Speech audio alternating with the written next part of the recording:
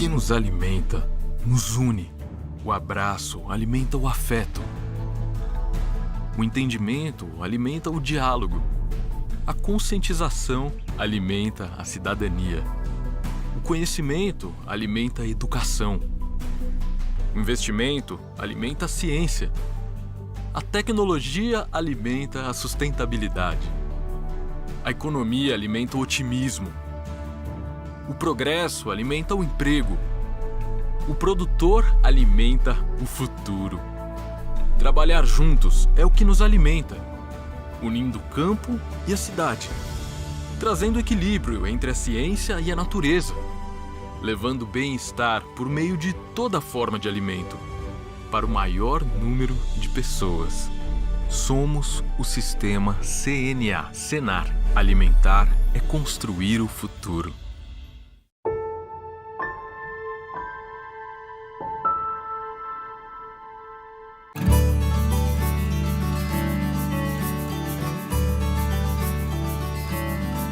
Todos sabemos que o alimento é a essência que nos move, é nosso bem-estar, nossa dignidade. E produzir o alimento é a nossa vocação. Mas para a gente, não basta produzir. É preciso fazer chegar na mesa dos que mais precisam. Por isso, produtores, entidades e empresas ligadas ao agro uniram forças e estão participando do Agrofraterno. Uma ação solidária para combater a fome, alimentando o presente e construindo o futuro das famílias que estão passando por dificuldades. Acesse agrofraterno.com.br e registre sua doação. Agrofraterno. O agro produz o alimento e colhe a solidariedade. Boa tarde a todos, sejam todos muito bem-vindos a mais uma live do Sistema CNA. E hoje estamos aqui para falar um pouco sobre o judiciário e o agro, né? Qual o panorama trabalhista e previdenciário desses últimos 2 anos aí de pandemia, né? Para que lado que o judiciário tem se inclinado, quais entendimentos. Meu nome é Rodrigo Guenei, eu sou assessor jurídico aqui da CNA e tenho comigo hoje, né, 2 ilustres professores que eu tenho o prazer de receber aqui, agradeço desde já a participação e aceite nosso convite. Estamos aqui também com o Elber, que é o nosso colega da assessoria jurídica, que vai me auxiliar na moderação. E vou fazer a introdução dos nossos palestrantes, né? Primeiro, doutor Gáudio de Paula, que é advogado, ele é ex-assessor de ministro do TST, esteve lá por 15 anos, é instrutor de curso de formação para analistas, assessores e servidores e magistrados do Poder Judiciário, professor de graduação e pós-graduação, inclusive me deu aula na minha pós em diversos outros cursos que eu fiz, palestrante e autor de diversas obras, né, fundador da Academia Brasileira de Direito do Trabalho, delegado da SATEX em Brasília e mestrando e doutorando pela Universidade Autônoma de Lisboa. E temos também o professor Ricardo Calcini, né, que é muito conhecido por todos nós aí, mestre em Direito pela PUC de São Paulo, que é professor de Direito do Trabalho da FMU, coordenador trabalhista da editora Mizuno, membro do comitê técnico da revista Síntese Trabalhista e Previdenciária, professor indicado para participar, né, do grupo de estudos técnicos da Câmara do Trabalho para a elaboração do PL 5581, que vai regulamentar o teletrabalho, aí, um tema tão em alta, né, que a gente está vendo bastante nesse tempo de pandemia que acelerou um bocado, né? Coordenador acadêmico dos projetos Dúvida Trabalhista, Pergunte ao Professor do Jota, Migalha Trabalhista do Migalhas e Prática Trabalhista da revista Consultor Jurídico Conju, e membro pesquisador do GETRAB, do GEDTRAB, FDRP, USP e da Cielo Laboral. Bom, vamos iniciar, né, nosso debate aqui, vamos ter uma explicação dos temas atuais aí, vamos conhecer um pouco mais, aprofundar, e aí ao final a gente vai ter um espacinho para perguntas aí, peço que quem tiver alguma dúvida, surgiu algum questionamento aí, que mande sua contribuição no nosso chat, que estaremos acompanhando aqui para apresentar aos nossos palestrantes. Bom, vou então dar início passando para o Gáudio. Agradeço mais uma vez a presença aqui e aceitar o nosso convite.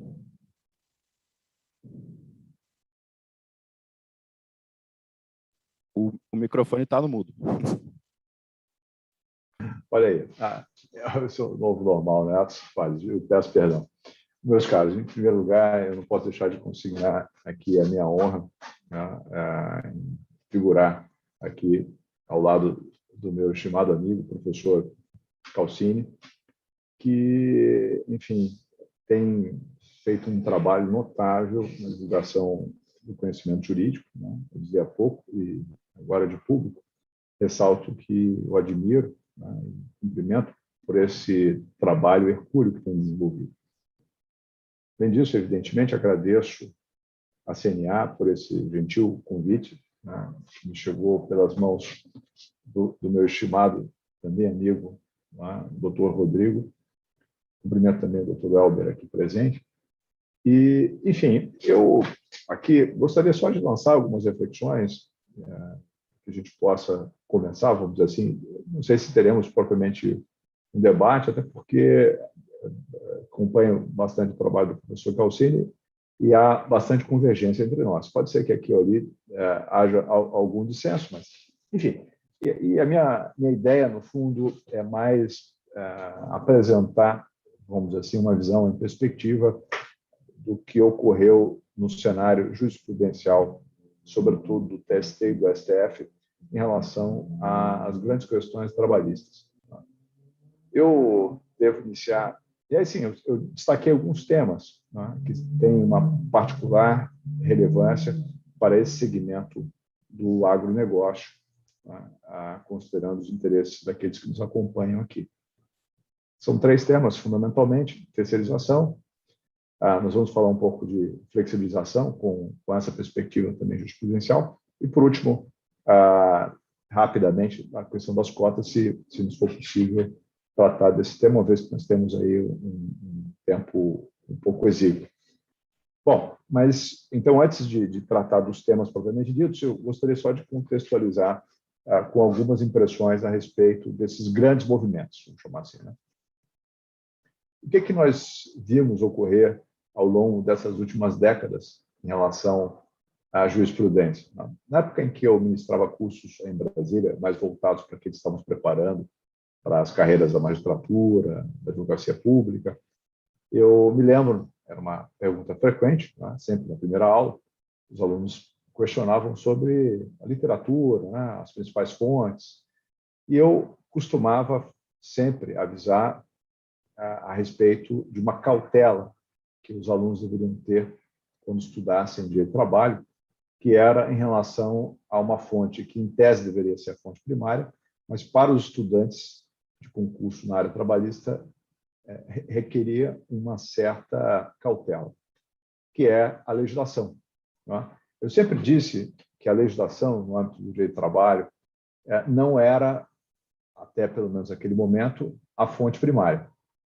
Por quê? Por vezes, procurar respostas na legislação, especialmente na CLT, poderia induzir em erro essas pessoas. Né?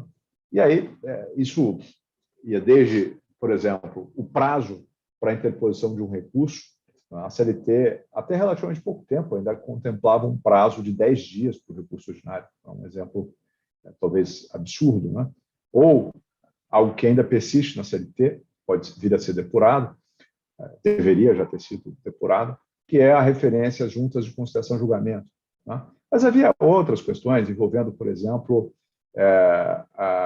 os aspectos da CLT que não tinham sido recepcionados pelo texto constitucional. Enfim, por tudo isso, a legislação não era uma fonte confiável, nesse sentido de que exigia sempre uma certa ratificação. Né? E aí, a jurisprudência sempre ocupou o centro de gravidade, né? Ocupou até relativamente pouco tempo, eu diria que ainda ocupa o centro de gravidade, né, do direito do trabalho no nosso país. Apesar de nós sermos um país de tradição romano-germânica, como todos sabemos, entretanto, a jurisprudência cumpriu um papel de protagonista, vamos dizer assim, na regulação de uma série de questões relevantes. E aqui, um exemplo ilustrativo é precisamente o do primeiro tema, o da terceirização. Até, sei lá, 2017, 4 anos, né? 4 anos, nós não tínhamos um marco normativo, não havia, no nosso país, uma lei para regular essa matéria. O que nós tínhamos? A súmula 331, que, por sua vez, havia sucedido a antiga súmula 256. Então, O TST, dentro desse contexto, ocupava, né, exercia aí um papel preponderante, né, com um certo ativismo, talvez, em alguns aspectos, eu diria que em diversos aspectos. Aqui podemos citar lateralmente o caso da súmula 277 e o modo como ela veio a ser revista. Né? Mais recentemente, o Supremo veio a indicar, né, ao TST uma restrição importante no exercício desse trabalho de revisão dos verbetes, né, dando indicações importantes sobre possibilidades e limites. Mas o que é fato é que essa jurisprudência, portanto, tinha uma centralidade indiscutível. Esse protagonismo, vamos dizer assim, marcado e autoevidente, né, acabou, de alguma maneira, sendo mitigado. Essa é a visão que eu tenho, não sei se o professor Falcini compartilha da mesma impressão, mas quer me parecer que talvez tenha sido um pouco mitigado a partir da reforma. Né?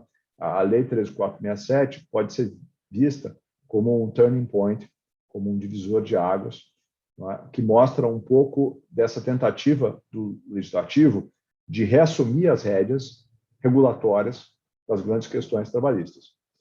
E o ministro Ives, com quem eu trabalhei muitos anos, foi seguramente aí um dos principais responsáveis por estimular, vamos dizer assim, aquilo que veio a se tornar a Lei 13.467. Ao contrário do que se costuma dizer, ele não foi o redator, né, dessas normas, né, mas ele certamente deu um impulso importante. Bom, a Lei 13.467, portanto, puxa a corda para o outro lado. No caso do tema que nós vamos abordar agora rapidamente, a Lei 13.429, antes da 13.467, já havia feito uma tentativa de endereçar a questão da terceirização, né? Mas a 13.467 ampliou bastante o escopo, né, das reformas que se introduziram e mesmo do esforço regulatório, vamos dizer assim, quanto a temas bastante sensíveis.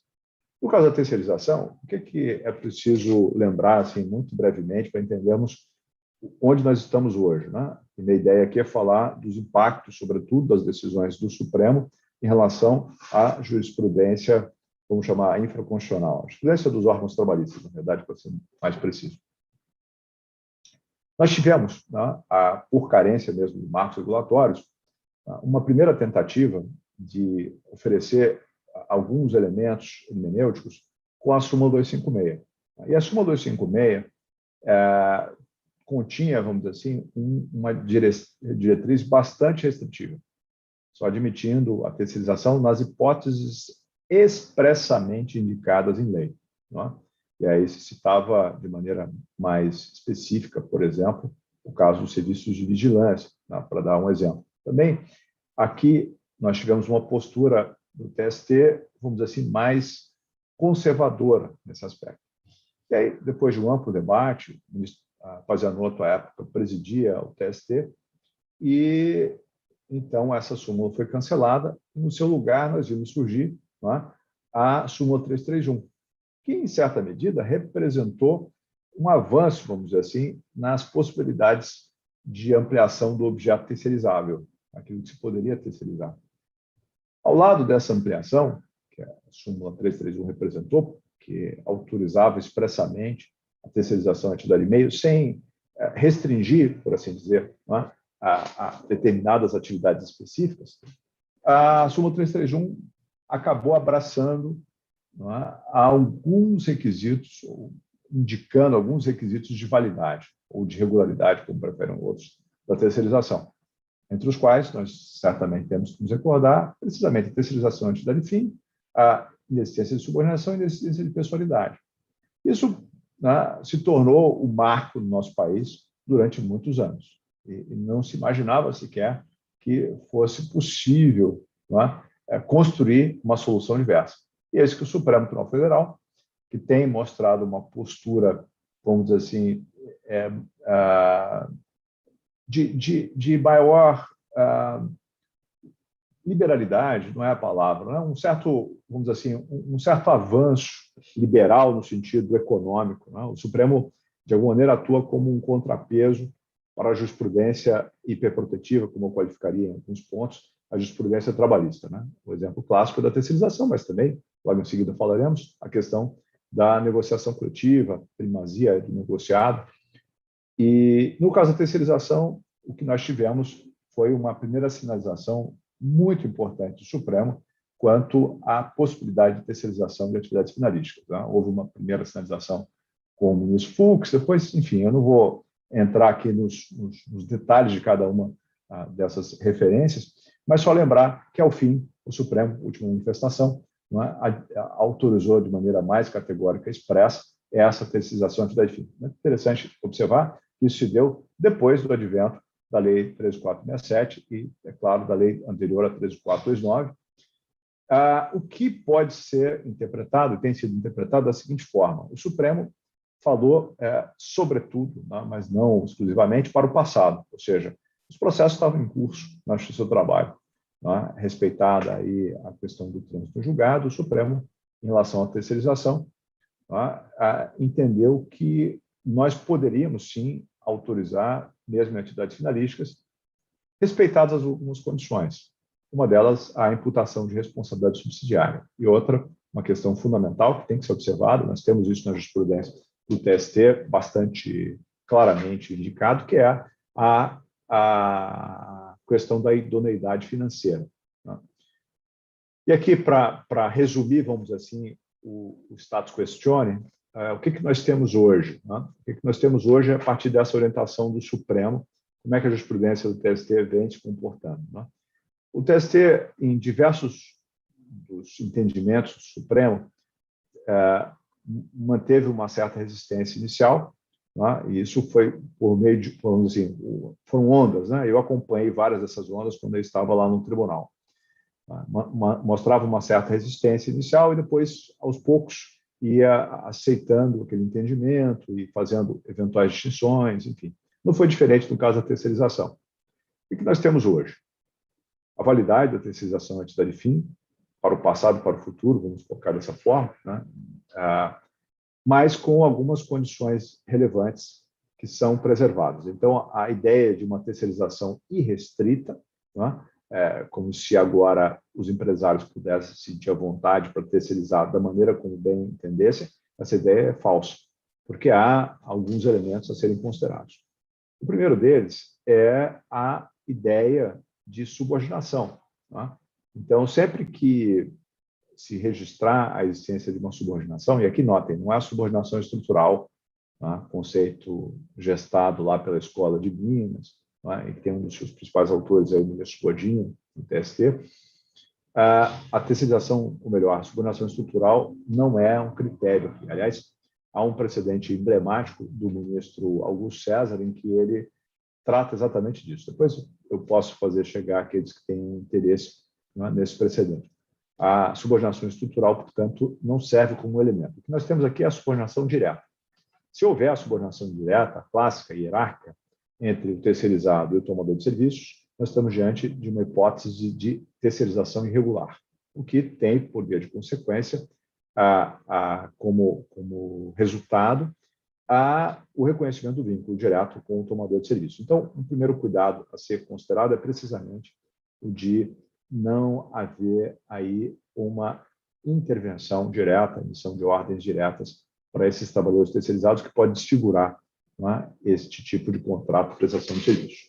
Bom, mas há um outro elemento que é, a meu juízo, o mais preocupante para os empresários de todos os segmentos, e aqui eu me dirijo em particular aos do agronegócio, que é a questão da idoneidade financeira. Nós tivemos a introdução na própria Lei 6.019, resultado dessas alterações normativas que eu mencionei há pouco, de uma ideia importante, que seria de avaliação do capital social da empresa contratada. E aí haveria a indicação de elementos objetivos. Mas o que a jurisprudência tem dito? Que não se exaure, vamos dizer assim, né, o trabalho do tomador de serviços na avaliação da idoneidade econômica ou financeira, não se esgota nessa mera checagem dos valores dos capitais sociais em contraste com o número de trabalhadores. Isso é um elemento puramente formal, que deve ser evidentemente avaliado, mas não é suficiente. É necessário, efetivamente, que o tomador de serviço faça quase que como uma due diligence para verificar se, de fato, contra esta empresa não recaem eventuais débitos que possam inviabilizar financeiramente essa empresa que está sendo contratada, o que supõe, vamos dizer assim, uma investigação mais abrangente, e não só no momento inicial da contratação, ao longo da contratualidade. Aqui há vários precedentes do TST que referendam esse entendimento, segundo o qual isto seria um requisito de validade, e não meramente um requisito formal. Portanto, como consequência, para o seu descumprimento, pode estar, eventualmente, o próprio reconhecimento de vínculo, o que, a meu juízo, seria bastante discutível, mas, enfim, há julgados nessa direção. Em relação à terceirização, para que a gente já possa avançar, e aí também, eu não sei se o professor Calcini gostaria de fazer alguma ponderação antes da gente... Eu sei que nós distribuímos aqui de maneira bem fluida os temas, né? Eu fiquei responsável por tratar dessas questões, mas seria um prazer também ouvir aí as considerações do professor Calcini e do Dr. Rodrigo, do Dr. Elber. Eu só faria uma última observação, que me parece também interessante considerar, até porque é razoavelmente recente, que era um risco que os empresários corriam em relação ao conceito de salário equitativo, né? A ideia de que os trabalhadores terceirizados deveriam receber o mesmo que aqueles que eram contratados de forma perene, enfim, pelo empregador, né? Os próprios empregados. E o Supremo veio a rechaçar esta necessidade, né? No julgamento do RE 635-546. E isso já repercute na jurisprudência do TST, conforme nós podemos ver dos julgados mais recentes, entre os quais estaria um julgado da sexta turma, agora no dia 24 de setembro, portanto, desta última semana. Bom, mas antes de falar de flexibilização, eu queria, até para que não seja aí uma mera exposição, vamos dizer assim, uma espécie de monólogo, né? Ver se os meus caros amigos e professores aqui ao meu lado gostariam de fazer alguma observação, alguma ponderação. Passar a palavra para o professor Calcini, se ele tiver alguma outra consideração também. Meu amigo, doutor Cláudio Ribeiro de Paula, Rodrigo Elber, da CNA, bom, mais uma vez aqui quero registrar publicamente o agradecimento ao convite. Prazer estar ao lado aqui do Dr. Gáudio, que é um expoente na área de direito do trabalho, e fazer um comentário, uma ponderação sobre a sua fala, que já está realmente, né, espetacular, até seria repetir os próprios termos pelos quais ele acabou trazendo realmente uma pesquisa bastante aprofundada sobre essa posição, principalmente do Supremo, em relação a essas novidades que nós tivemos a partir de 2017. Eu acho que, reforçando as palavras do Dr. Gáudio, nós estamos com uma sinalização muito mais positiva hoje, no sentido de dar uma certa segurança jurídica, principalmente ao setor do agronegócio, de que tanto a Lei 13.467 quanto a Lei da Terceirização, pelo menos até o presente momento, ambas vêm sendo referendadas pelas cortes superiores, em particular pelo Supremo Tribunal Federal, de modo que se criam realmente oportunidades para que nós possamos realmente fazer negócios com alternativas muito diferentes daquelas que nós tínhamos antes do padrão, né, do ano de 2017. Então, eu queria parabenizar o Dr. Gáudio realmente pelas belíssimas palavras, queria só reforçar realmente essa ideia de que nós, pelo menos neste momento, temos uma sinalização muito mais positiva, muito mais segurança jurídica do que nós tínhamos há praticamente 4 anos atrás.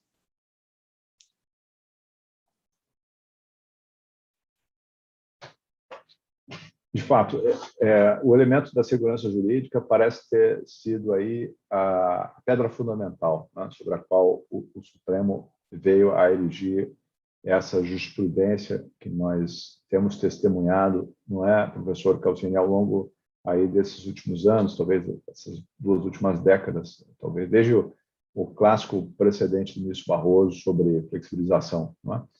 Bom, e falando em flexibilização, que também é um assunto que está entre aqueles que eu qualificaria como a pauta do dia aí do Supremo ainda, né? Até porque o tema 1046 ainda não teve seu julgamento concluído, não é isso? E eu sei aí também da forte protagonismo que as confederações, entre as quais também se situaria a CNA, têm tido nesse debate, muito importante para todos os segmentos e, eu diria, em particular, para o segmento do agronegócio. Por quê? Porque aí a ideia de flexibilização ganha uma maior força, considerando a necessidade que a legislação trabalhista tem de acomodar as particularidades do modo como o trabalho rural se desenvolve, né, no nosso país. Também aí consideradas as peculiaridades regionais, por isso, um campo fértil, né, permite uma expressão, para a negociação coletiva é precisamente esse, né, para ajustar as particularidades da legislação a essas circunstâncias. Horas itinere, por exemplo, né, é um clássico caso que levou, aliás, o Supremo a se manifestar sobre as possibilidades e limites da negociação, né, é um assunto de particular interesse para esse segmento, né. Bom, o que nós temos aqui, né, em relação a esse assunto? Nós tivemos o TST com uma posição bastante resistente, né, e uma intervenção mesmo em relação ao conteúdo dessas normas, quase que num regime de tutela, vamos dizer assim, dos sindicatos. Eu confesso, meus caros, que quando eu estava lá no TST e assessorava o ministro Ives, às vezes eu tinha uma certa dificuldade de aceitar alguns entendimentos.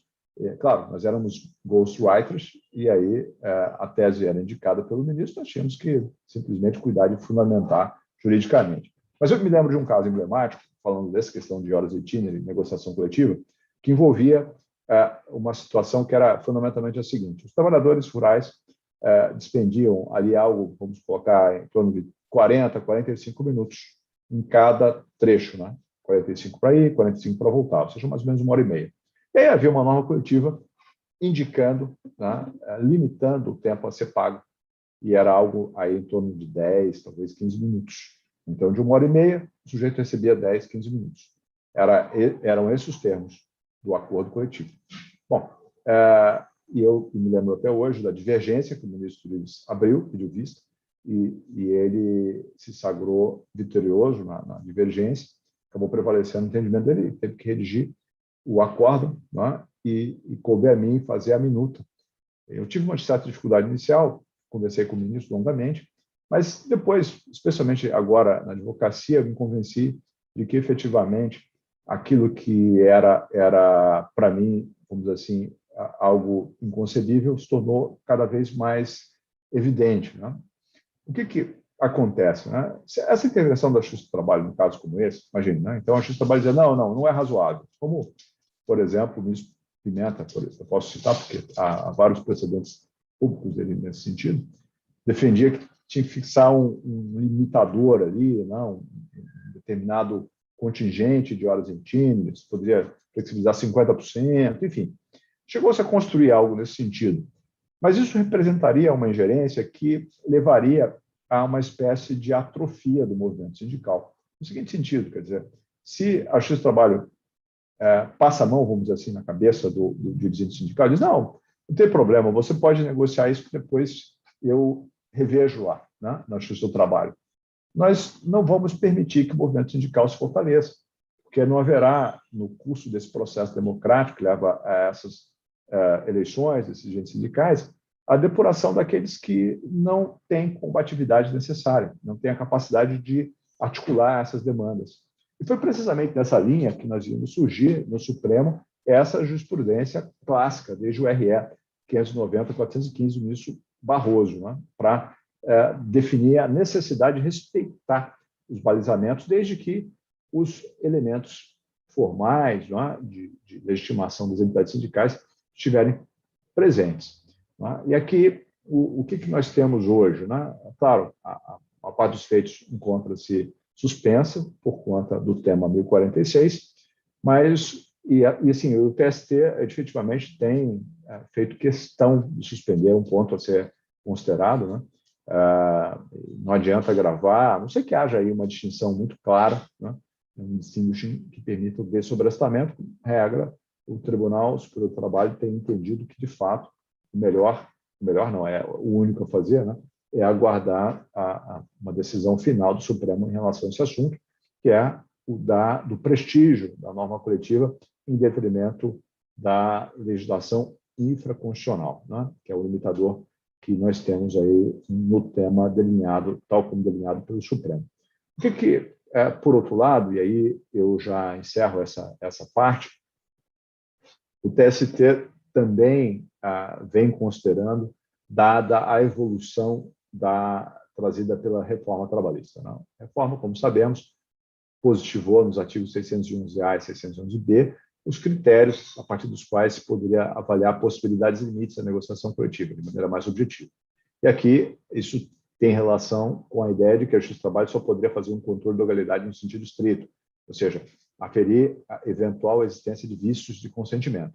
Eu costumo dizer que o direito coletivo está mais próximo do direito civil do que do direito individual do trabalho, precisamente porque, em relação ao direito civil, né, nós temos exatamente esta mesma preocupação, ou seja, de aferir os elementos de validade em sentido estrito. Então, aqui passa por um exame dos vícios de consentimento. E o que o TST fez, a Lei 3467 fez aqui? Indicou, de maneira objetiva, aquilo que poderia ser considerado como objeto ilícito na negociação coletiva. Então, isso aqui é um balizamento muito objetivo e me parece relevantíssimo. Aos poucos, a jurisprudência do TST vem refletindo nos seus diferentes precedentes a internalização desses artigos 611A e 611B. Eu citaria um exemplo, eu destaquei aqui um caso da ministra Dora, em que ela trata do inciso 13, que é a questão de prorrogação de jornada em ambientes insalubres, sem a licença das autoridades competentes. Isso aqui, aliás, num caso que envolvia trabalho rural. E é precisamente aqui que nós vamos encontrar na jurisprudência do TST, claro, não de todas as turmas, mas de algumas, é o caso da oitava, que é uma turma, vamos dizer assim, com uma feição um pouco mais patronal, né, a necessidade de respeitar o princípio da legalidade, inscrito no inciso 2º do artigo 5º, como nós sabemos. E aí, conforme o professor Alcine ressaltou, a ideia de segurança jurídica subjacente. Né? Concluindo, né, eu citaria um exemplo interessante também para o meio rural, que diz respeito à questão das cotas. Né? E o que a jurisprudência da SDC tem afirmado em relação à possibilidade de flexibilizar a base de cálculo para o cumprimento dessa regra relativa a cotas, e aqui de todos os tipos, né? Aprendizagem, os portadores de necessidades especiais, enfim, todos. A jurisprudência tem dito que não seria possível ter como objeto da negociação coletiva esses aspectos que estão relacionados a interesses difusos que transcenderiam a dimensão desse interesse coletivo próprio às negociações coletivas, que envolve empregados e empregadores. É o mesmo raciocínio que leva o TST a intervir, decretar nulidade de cláusulas que prevêem a contribuição assistencial. É um raciocínio semelhante, né? Vamos dizer, semelhante. Bom, mas enfim, então, quanto à flexibilização, vemos aí a jurisprudência do Supremo, nesse momento ainda, não deu a palavra final, mas estima-se que vai referendar essa posição do ministro Barroso, nesse contexto do tema 1046, por enquanto, sobrestados os diversos processos que tratam desse assunto. E em relação a 611A e 611B, a jurisprudência vem acomodando aqui e ali, né, com alguma resistência em algumas turmas, mas acomodando algumas das suas diretrizes. Bom, essa questão da norma coletiva, né, era um grande problema que a gente tinha, e aí foi necessário a gente, digamos assim, por meio da reforma trabalhista, regulamentar, né? Até pegar um pouquinho do início da fala do Gáudio, né, que ele falou a questão de que a fonte primária do direito do trabalho era a jurisprudência, mas é que, né, a gente tem ainda, né, uma CLT lá de 1943, então eu tinha que atualizar um pouco ela e aí coube, de certa forma, o judiciário fazer isso, já que o legislativo estava, de certa forma, inerte. E aí foi caminhando por um lado que foi trazendo alguns problemas. E aí essa questão que o Gaudio citou, né, da hora em Tiner, a gente tinha dois problemas, né, era bem característico do rural. Primeiro, a questão do maior problema que se tinha é aquilo.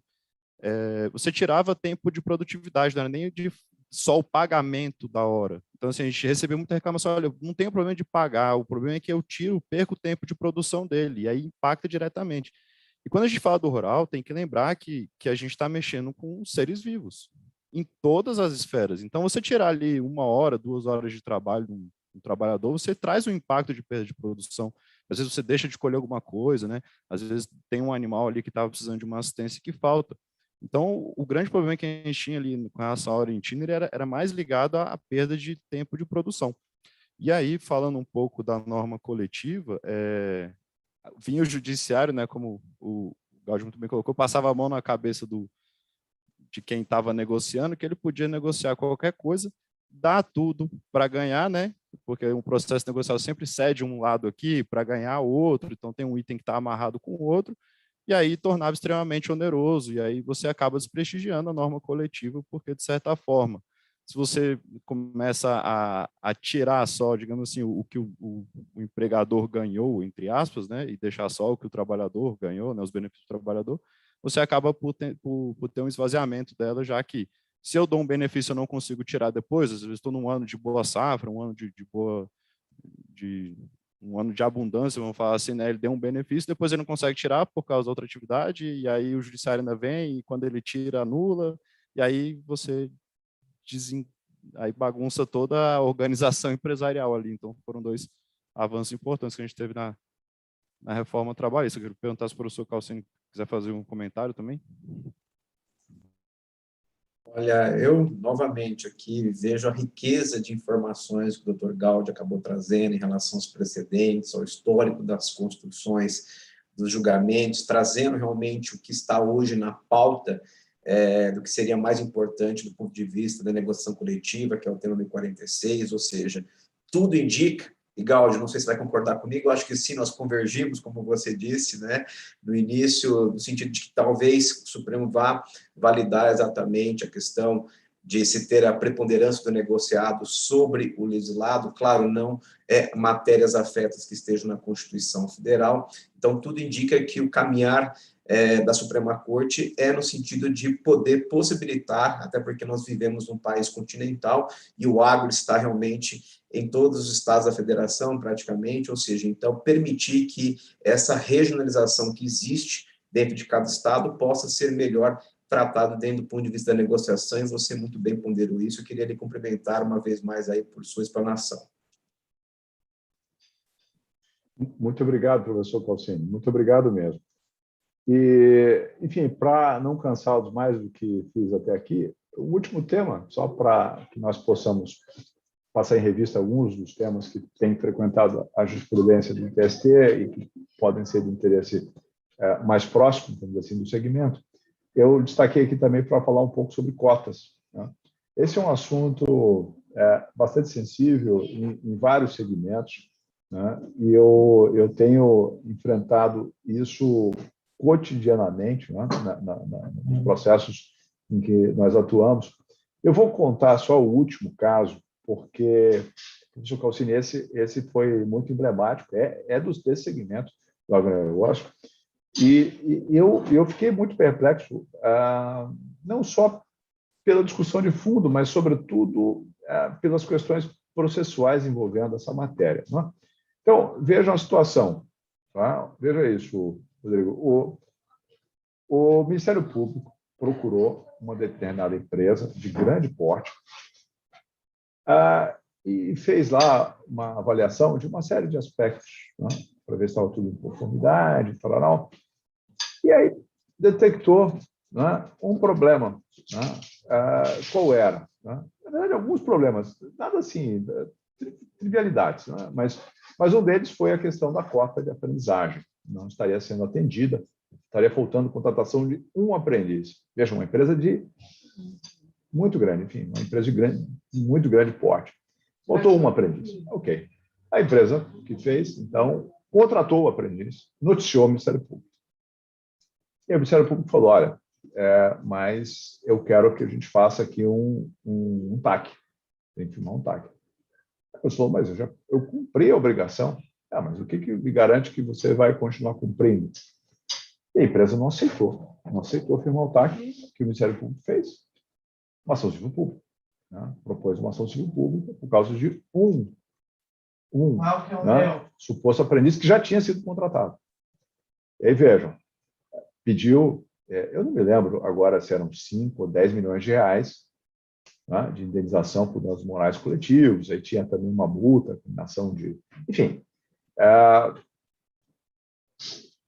o processo segue, né, o primeiro grau não acolhe a pretensão, o segundo grau também não, e aí chegamos ao TST. E eis que, em uma das turmas, a tese do Ministério Público acabou sendo acolhida. Ele se entendeu que, por se tratar de uma obrigação de não fazer para o futuro, nesse caso coincidia com a legislação trabalhista, o fato de a empresa já ter cumprido a época da propositura da ação civil pública, antes mesmo, não impediria.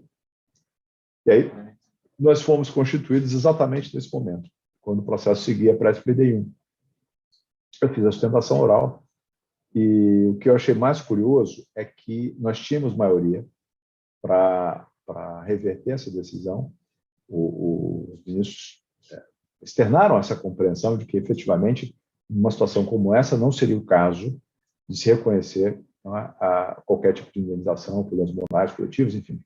Mas eles se aferraram a uma filigrana processual, a uma relação ao recurso que tinha sido interposto anteriormente, né, antes do nosso ingresso, e acabaram não admitindo a discussão, não ingressaram na discussão de fundo. Esse tema ainda está pendente, nós tivemos aí a interposição de recurso extraordinário, mas o que me chama a atenção é que aqui, em relação às cotas, nós temos, ao lado de uma série de exigências formais, uma forte intervenção do Ministério Público do Trabalho, que, em algumas circunstâncias, me parece, talvez pudesse contar com um diálogo, vamos dizer assim, mais fluido. Né?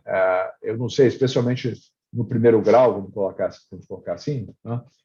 Os procuradores, às vezes, se mostram muito recalcitrantes em promover um diálogo um pouco mais aberto com as partes que são investigadas e tudo, quando me parece que deveria ser o contrário. Né? Se a ideia é, efetivamente, corrigir as condutas, nós deveríamos ter uma postura um pouco mais dialogada, vamos colocar assim. Mas, enfim, falando de cotas, então, eu já comentei aqui da questão da flexibilização, o TSE não tem admitido. Há só um tempero aí, que em algumas circunstâncias, o tribunal admitiu a possibilidade de tratar da base de cálculo em negociação coletiva, quando isso diz respeito aos locais dentro da empresa onde essas cotas vão ser cumpridas. Né? A forma de distribuição, vamos dizer assim, não é para ampliar ou reduzir, né? Seria reduzir, na verdade, nesse caso, né?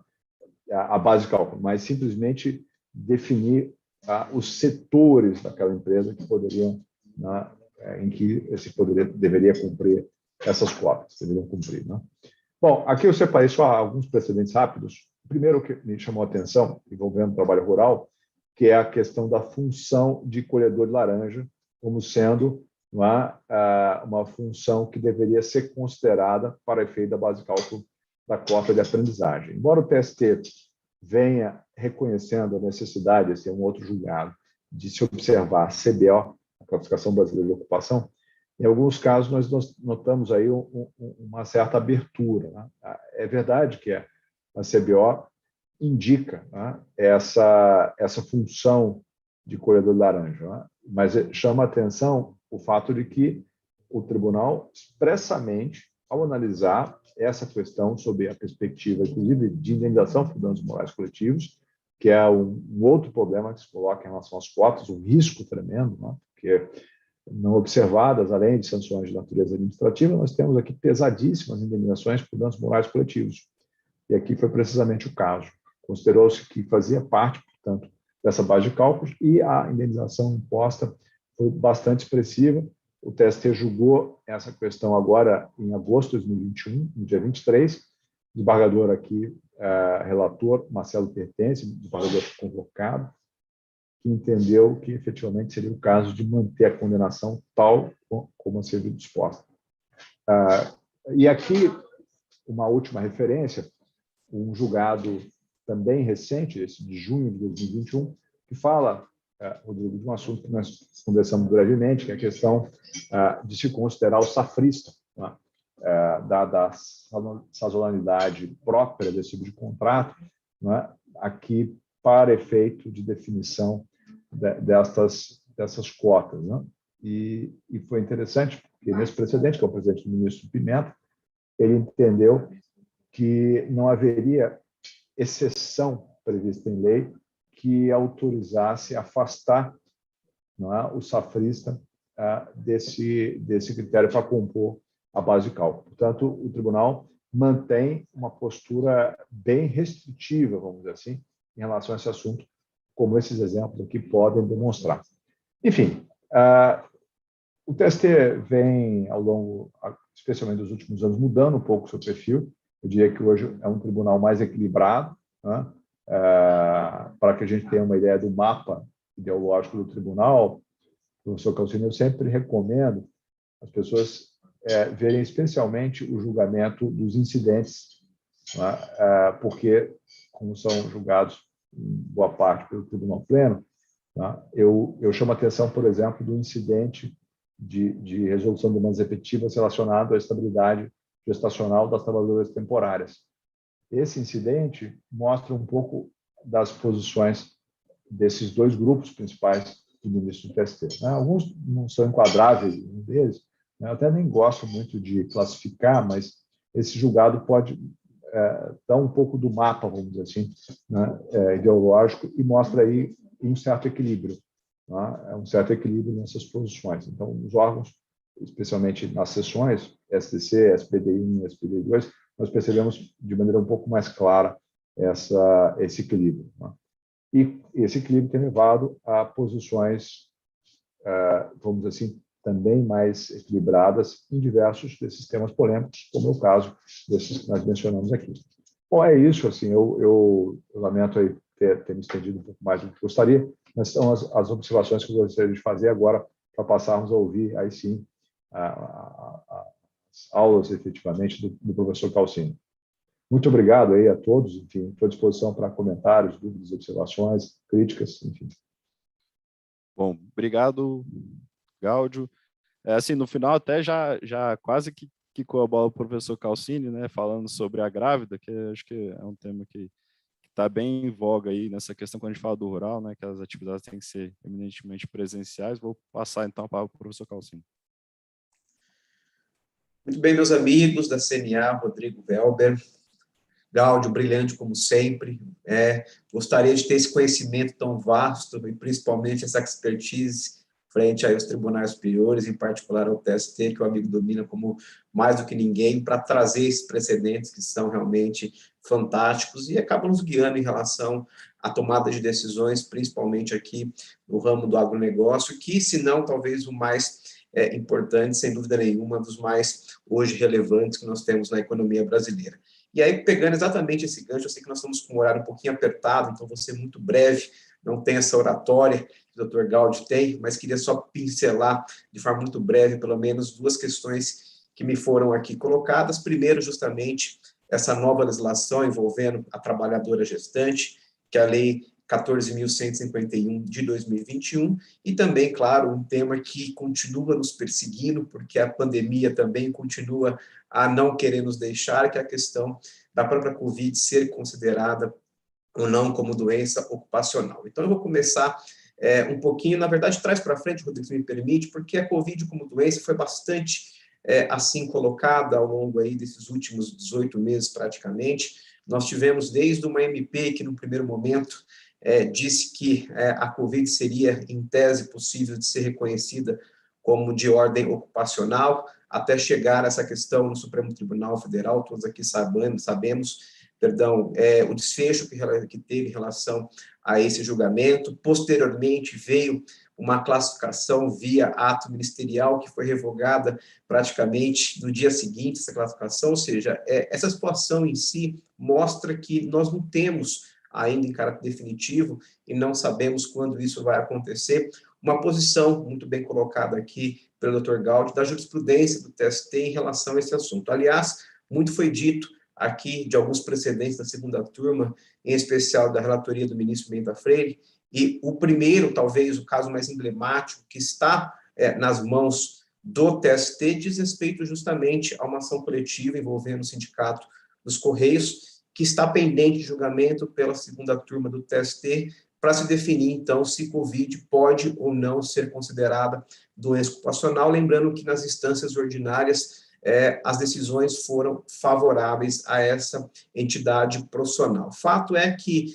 temos, naturalmente, decisões esparçadas, de primeiro e, eventualmente, de segundo grau, configurando ou não a Covid como de ordem ocupacional, muito dependendo da casuística, porque nós vivenciamos uma situação que necessariamente passa pelo confronto da casuística. Dizer que Covid seria, em tese, considerada como doença ocupacional, necessariamente traria para nós, por exemplo, algo que ainda subsiste no nosso ordenamento jurídico, que não foi nem afetado nem modificado depois que a pandemia, infelizmente, chegou, pelo menos aqui também no nosso país, é a lei previdenciária, quando trata exatamente das possibilidades que nós temos, né, não número clausus, mas das outras possibilidades que nós teríamos de configurar certas doenças como doenças de ordem ocupacional. Então, no primeiro momento, claro que eu não posso fechar as portas no sentido que, mesmo sendo uma pandemia e que a gente não consegue, né, como todos sabemos aqui, identificar a causa aonde realmente essa contaminação acabou acontecendo, mas fato é que a gente não pode fechar as portas no sentido de que Covid não é doença ocupacional. O que nós, na verdade, temos que fazer é sempre, e aqui o Gaudi, como um grande especialista, e fiquei muito feliz de poder aqui falar depois dele, fazer a prova do fato positivo, que nós temos que aqui demonstrar boas ações. Nós vivenciamos mais do que nunca no atual cenário hoje, boas práticas trabalhistas, né? Resultados muitos do compliance que as empresas vêm adotando, e o agronegócio não deixa de ser diferente, e agora mais recentemente com questões de ESG, ou seja, então nós temos mais do que nunca a necessidade de adotar e fazer acontecer essas boas práticas no sentido de ter a adoção de todos os mecanismos que não estão realmente aqui disponíveis para que se evite, né, que essa doença pode ser considerada de ordem ocupacional. Tudo indica, não vou aqui fazer o exame de futurologia, mas tudo indica que essa situação, em caráter definitivo, só vai realmente ser resolvida depois que a pandemia, se Deus quiser, deixar de existir, e aí talvez o momento seja até mais apropriado para que essa decisão seja tomada, para que então nós passemos a vivenciar um cenário totalmente diferente. Então, por enquanto, pelo menos do ponto de vista aqui de uma visão para quem está acompanhando aqui na nossa live na CNA, Covid pode sim ser considerado em tese doença ocupacional, mas isso ainda está passível de definição, principalmente pelo TST, nesse julgado que eu comentei aqui da segunda turma de relatoria do ministro Pimenta Freire, né? O lead case não é dos melhores, porque envolve uma ação coletiva, mas de qualquer sorte, pelo menos será um parâmetro que nos trará a respeito de outros julgamentos que virão de forma sucessiva. E aí, pegando o gancho que foi colocado também brilhantemente pelo Dr. Gaudi, a respeito das trabalhadoras gestantes, porque muitos foram surpreendidos, eu acho que todos os segmentos econômicos da nossa sociedade foram surpreendidos com essa lei que foi recentemente editada pelo presidente da República, do dia 18 de maio, dizendo, né, em 2 brevíssimos artigos, que durante esse estado de emergência pública, tá, a empregada gestante deverá ficar afastada do seu trabalho presencial, sem prejuízo da remuneração, claro, sempre franqueada a oportunidade de trabalho à distância. Nós sabemos que no agronegócio, eu não diria que 100%, mas na grande maioria das situações, não permite, naturalmente, esse trabalho à distância. Então, a alternativa que hoje, cada vez mais, vem sendo encontrada, principalmente aí pelos empresários, naturalmente é o ajuizamento de ações frente à União Federal, pedindo, então, que houvesse essa antecipação do salário maternidade. Por que está sendo feito essa alternativa por parte dos empresários? Primeiro, porque a lei não traz nenhum tipo de brecha, entre aspas, ou de alternativa, se você é do agronegócio, se você é da área do comércio e assim sucessivamente. O fato é que a lei simplesmente trata todos os cenários de mulheres gestantes da mesma forma, então não temos uma outra alternativa que não, senão, discutir judicialmente essa questão da antecipação do salário maternidade. E isso, do ponto de vista da lei, e o Gaudio começou falando exatamente disso, né? Não temos previsão efetivamente estrito sensu, mas isso não quer dizer que nós não possamos construir jurisprudencialmente. Aliás, não só aqui em São Paulo, de onde eu estou falando, mas há diversas decisões na Justiça Federal, lembrando que não é a Justiça do Trabalho a responsável para poder definir e trabalhar esse tipo de questão, mas há várias decisões de primeiro e algumas de segundo grau, envolvendo alguns TRFs, permitindo que houvesse, então, essa antecipação do salário maternidade, o que também não trará prejuízos aí para o agronegócio, para o empresário, né, o produtor rural, porque isso depois vai ser compensado com as contribuições previdenciárias correspondentes. Então, me parece que hoje a única alternativa que nós, pelo menos, vislumbramos que tem um efeito prático e positivo seria justamente essa judicialização, lembrando que, tal como foi dito também muito bem pelo Dr. Gaudio, a questão de, eventualmente, fazer um acordo coletivo ou uma convenção coletiva para que a gente possa socorrer da ideia do negociado sobre o legislado. Nesse caso, em particular, também vejo com certa ressalva, porque não é para poder deixar de atender o interesse particular daquela trabalhadora, mas é para poder, naturalmente, englobar outros direitos que são considerados direitos meta-individuais, direitos difusos, transindividuais, de modo que, como bem já ressaltado aqui pela fala do amigo que me antecedeu, provavelmente, aí sim, né, o TST muito provavelmente não chancelaria esse tipo de negociação coletiva, porque não diz respeito propriamente dito aos interesses ali individuais dos seus respectivos representados. Então, hoje eu acho que o caminho natural é sim essa judicialização, não quer dizer que vocês que vão, a partir de agora, fazer, né, o ingresso desses processos vão ganhar, mas à medida em que essas questões subirem e chegarem eventualmente ao Superior Tribunal de Justiça, nós vamos ter, pelo menos, uma situação melhor para ser acomodada. Afinal, como a lei diz, enquanto permanecer, né, esse estado de emergência de saúde pública, será que, de repente, essa lei não teria a sua vigência limitada até o final deste ano? Ou será que a gente não conseguiria fazer a sua antecipação na medida em que a vacinação também caminhar um pouco a largos passos aqui no nosso país? Ou seja, nós precisamos, pelo menos, definir um marco temporal para que nós possamos, então, dentro do possível, trazer aí aquilo que falei há pouco, que é a segurança jurídica e, em certa medida, a previsibilidade das decisões judiciais. Muito bem, eu sei que a nossa live tem 1 hora, eu aqui procurei respeitar exatamente aqui na minha fala, rapidamente aqui algumas ponderações, e queria agradecer uma vez mais a CNA pelo convite, principalmente ao meu querido amigo e grande advogado, Dr. Gaudio, que fez uma explanação aqui fantástica e que me permitiu, inclusive, aprender com ele muitas das questões que envolvam os tribunais superiores, em particular o TST. Bom, muito obrigado, professor Calcini. Conseguiu fechar no horário, né? Deu uma acelerada, conseguimos cumprir, de certa forma, o horário, até porque a gente queria, pelo menos, então, fazer uma pergunta para cada um de vocês, né? Já que estamos com o tempo meio estourado, a gente restringe ali a uma para, pelo menos, ter uma participação do pessoal, né? Vou pedir para o Elber fazer as perguntas, pode ser? Claro. Primeiramente, foi bem enriquecedor ouvir os nobres professores. Realmente é interessante todos os assuntos que foi abordado. É um tema bem atual, né? E é algo que a gente está convivendo, né? Hoje em dia não tem para onde fugir. Realmente são temas bem atuais e que têm gerado aí muitas dúvidas para tanto os trabalhadores como os empregadores, né? E uma que veio aí para a gente é sobre, eu acho que vai ser direcionada aí para o professor Calcini, que é sobre a questão do afastamento da gestante. Se o empregador faz o pagamento normal da empregada gestante afastada, teria a possibilidade de ajuizar ação regressiva contra o Estado ou o INSS para o ressarcimento desses valores pagos, sobre o fundamento que eu acho que a lei ali ela foi muito omissa, né, nessa questão para pontuar quem realmente era o responsável para fazer o pagamento da empregada gestante, que realmente não pode ser colocada aí no teletrabalho, como é nos casos aqui do setor agropecuário.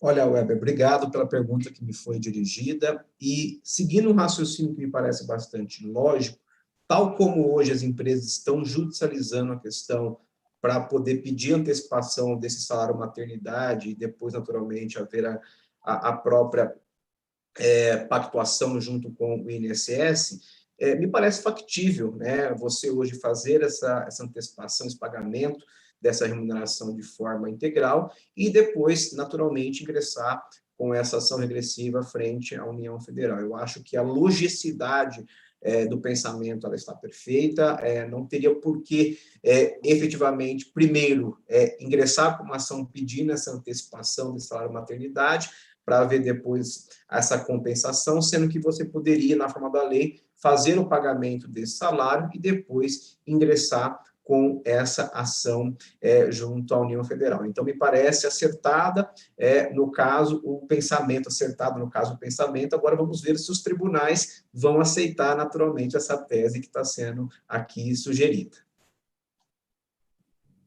Não, com certeza. Professor Gaudi, você tem alguma explanação também, alguma dica para a gente?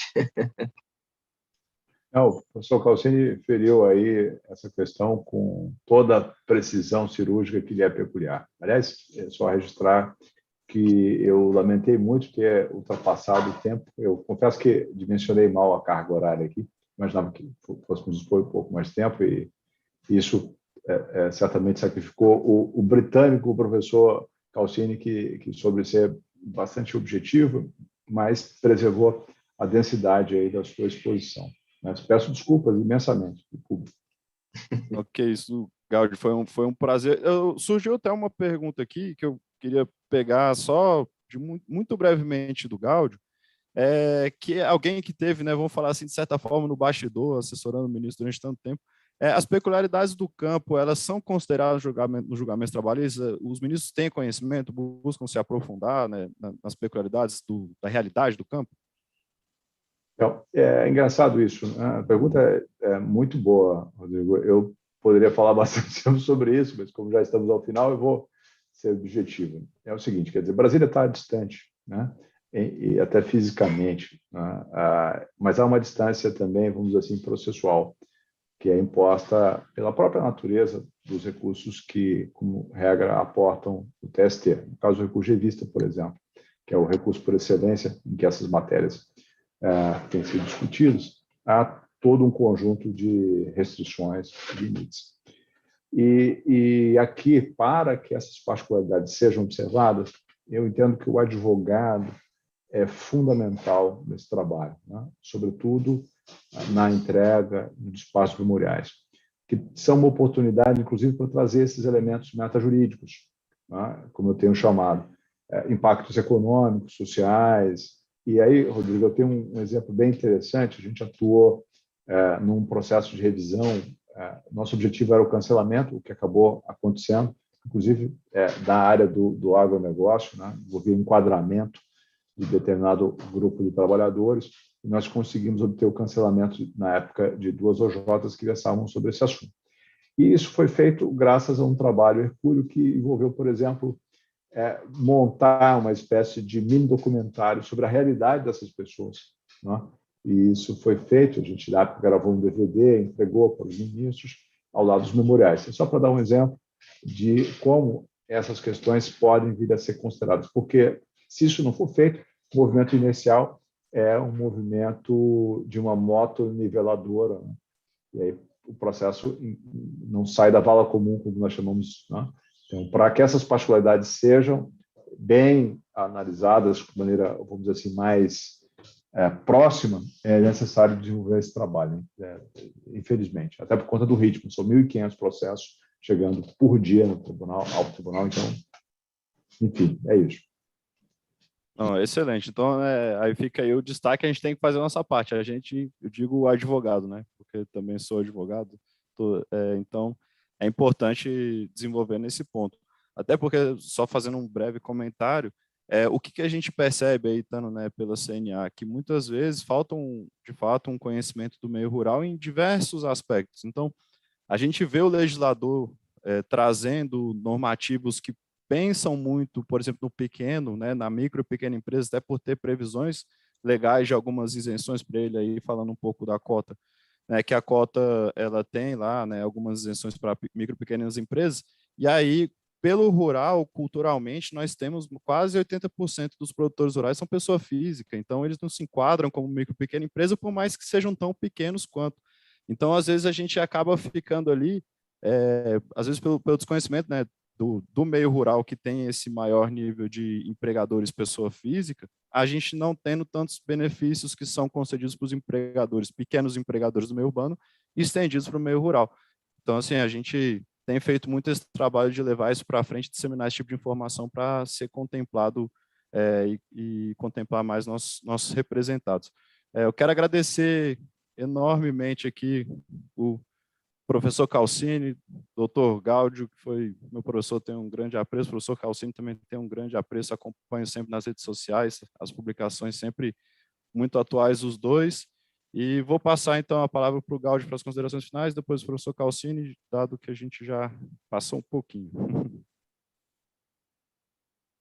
Olha, nas minhas considerações finais, eu simplesmente gostaria de, novamente, registrar aqui a minha honra, minha satisfação de falar neste prestigiado evento, né, para esse público tão seleto.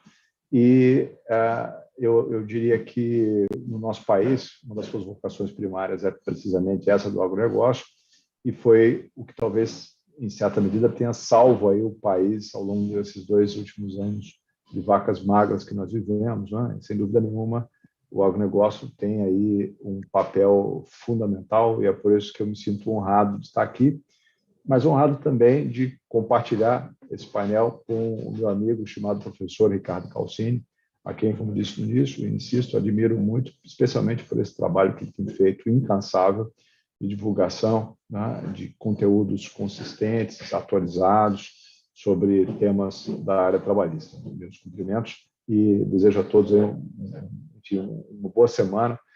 Doutor Rodrigo, doutor Welber, uma grande satisfação. Obrigado mesmo. Bom, faço minhas as palavras do querido amigo, doutor Gáudio, e falávamos no início. Nós convergimos, meu amigo, e muito. Pensamos da forma em que eu acredito que o judiciário está cada vez mais aqui a decidir e trazendo assuntos como é o caso aqui da CNA, do agronegócio, que, enfim, como disse o doutor Rodrigo, precisam ser cada vez melhores, muito bem analisados pelo judiciário. É uma peculiaridade muito específica que nós temos aqui, né, nesse nosso Brasil, e claro, né, o judiciário, os ministros não devem realmente fechar os olhos, principalmente pela importância que este ramo vem tendo, principalmente aqui na nossa economia brasileira dos últimos anos. Então, reitero o agradecimento feito, me coloco à disposição, agradeço ao Gáudio, agradeço ao Rodrigo Welber, e espero que aqui nosso bate-papo tenha trazido pelo menos reflexões positivas e tenha trazido também alternativas e respostas aí a muitas das perguntas que vocês trouxeram aí para nós. Muito obrigado. Bom, nós que agradecemos, né? Quero agradecer também ao Welber, que me ajudou aí na condução dos trabalhos. Então, agradeço a todos que ficaram até o final e nos vemos numa próxima live. Obrigado, gente. Boa noite. Foi um prazer. Boa noite. Um grande abraço. Prazer. Tchau, tchau. O que nos alimenta, nos une. O abraço alimenta o afeto. O entendimento alimenta o diálogo. A conscientização alimenta a cidadania. O conhecimento alimenta a educação. O investimento alimenta a ciência. A tecnologia alimenta a sustentabilidade. A economia alimenta o otimismo.